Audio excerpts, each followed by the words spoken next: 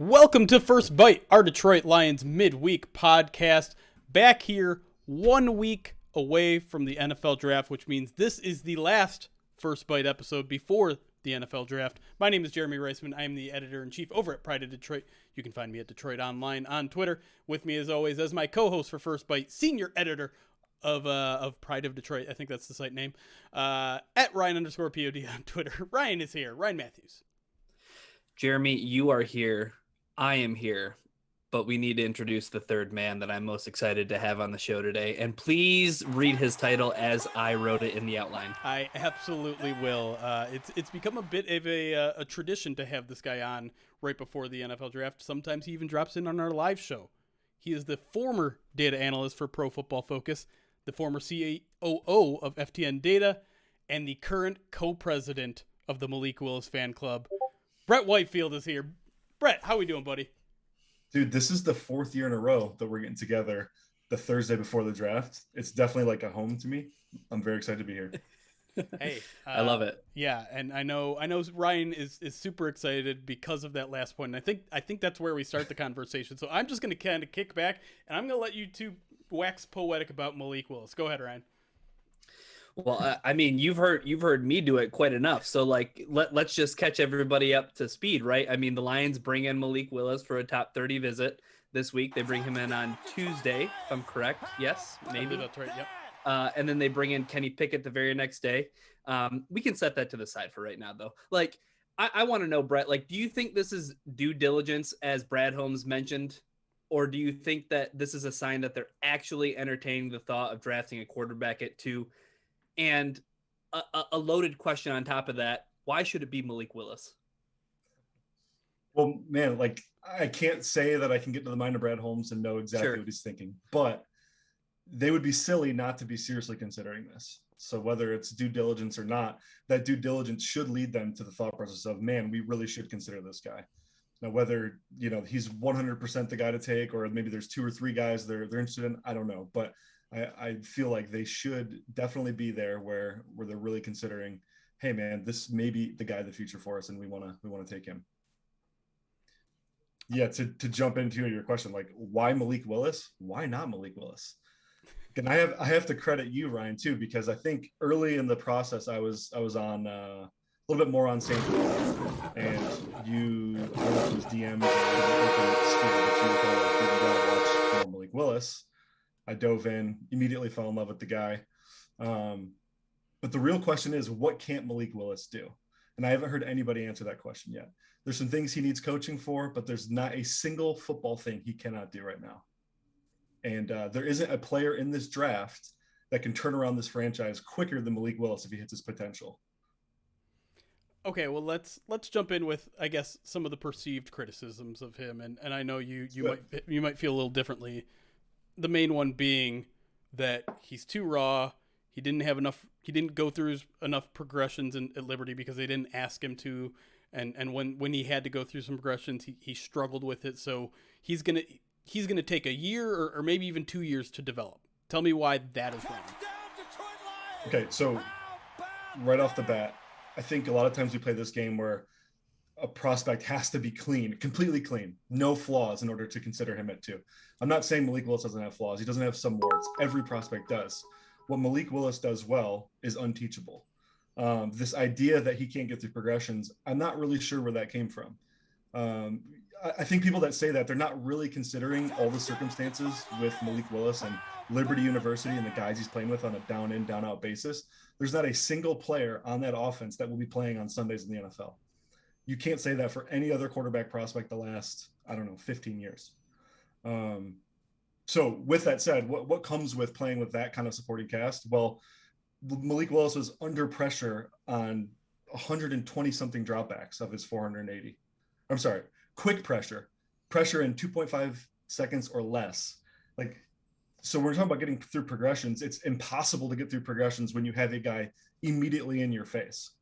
I've charted every throw of every quarterback in this class. One of the things that was really startling to me is when you isolate Malik Willis's game, when he doesn't have pressure and he's throwing in rhythm, his accuracy jumps through the roof. He's got the highest big time throw percentage. It's a PFF stat And the next closest guy is not even half of what Malik Willis does. His accuracy rate is really high. He throws the second least amount of inaccurate passes from a clean pocket. His average time to throw, too, people talk about getting through progressions. His average time to throw was a real healthy 2.39 from a clean pocket when throwing in rhythm. So he's getting through those progressions. He's getting the ball out quickly. I've seen a lot of people say that he's got a slow trigger. I think that proves that that's not true. He's getting the ball out quicker than anybody in the class when in rhythm and when he's not getting pressured. Ryan, I see your eyes just lighting up right now. You're sweating. I might be doing a number of things right now. Here's the thing.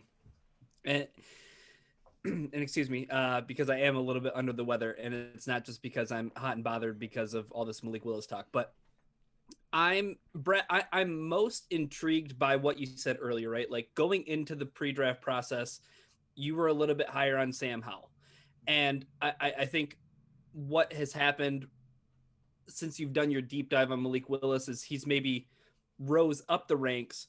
I think you're still high on Sam Howell, though. Am I right in estimating that? Yeah. So my evaluation of Sam from a football perspective hasn't changed. I still think he's got exceptional arm talent. He's a very accurate thrower of the football. He throws with great anticipation.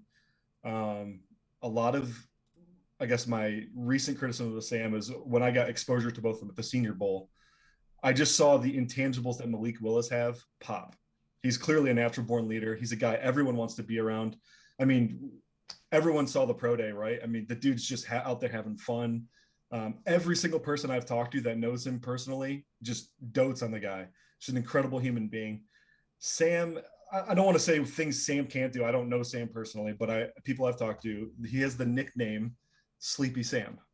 And that doesn't necessarily mean he can't play or won't ever be a good player. It just, when you're turning over, your franchise basically to a quarterback, and that's ultimately what the quarterback position is. He is the face of the franchise, whether you want him to be or not. I want those intangibles. I want what Malik Willis has, that constant joy, that work ethic, that ability to lead people. Those are things you can't teach. You're either born with it or you're not. And I want that. Well, really quick, let me ask one last thing on Malik for me, and it's how long do you think it'll be until he's ready?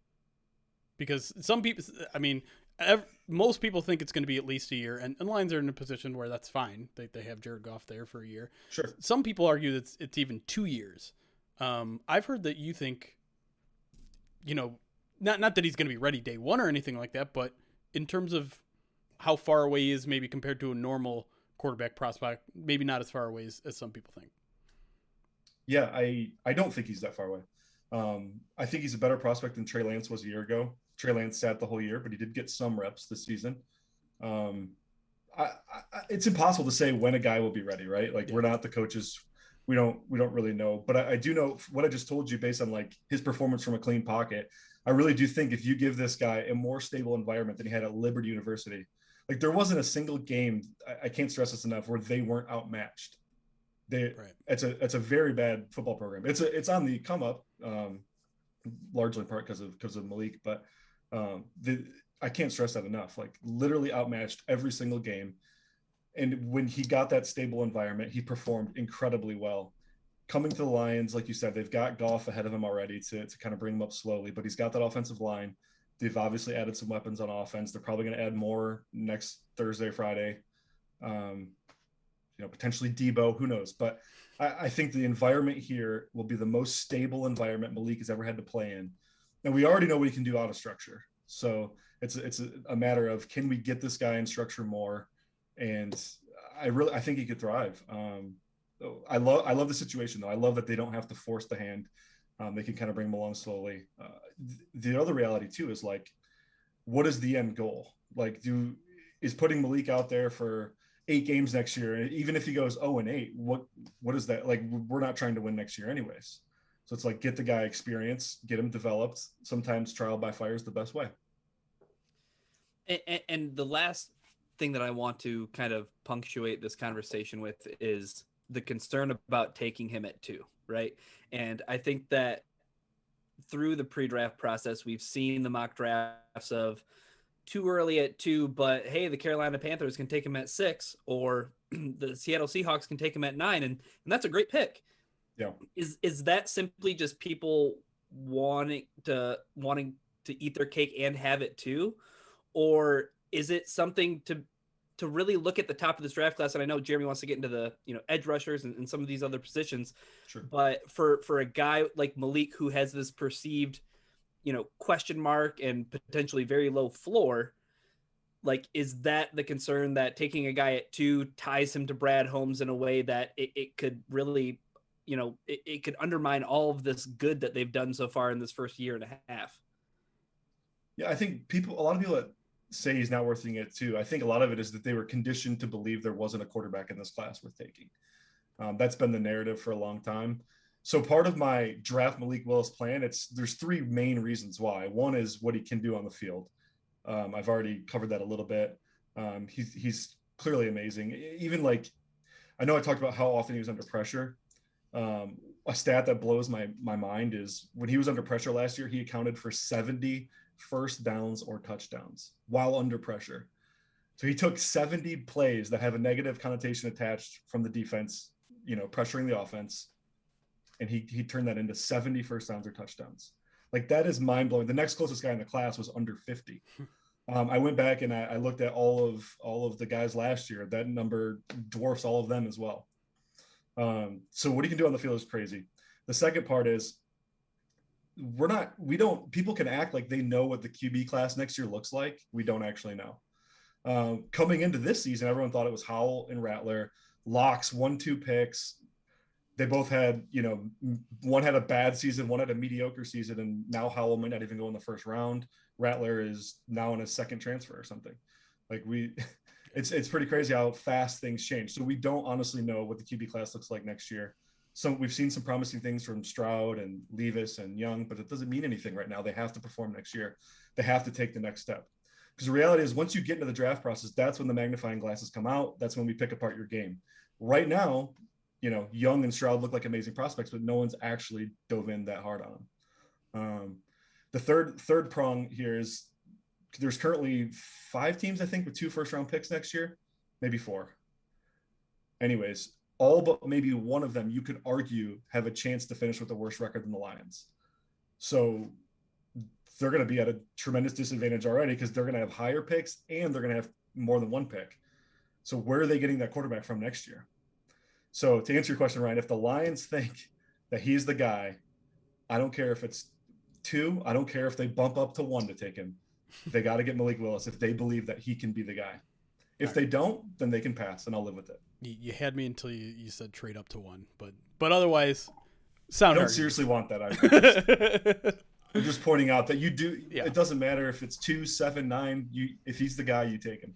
Well, and to that point, the last thing I want to say is, like, it's not a Lamar Jackson situation where you just end up dumb lucky moving back into the first round at 32 after you took Hayden Hurst in the middle of the first round, right? Like, if he's your franchise quarterback, and I know this is something that Jeremy totally agrees with, if he's your guy, you don't wait on him, you don't trade back, you don't play cute, you take him at 2 and you move on.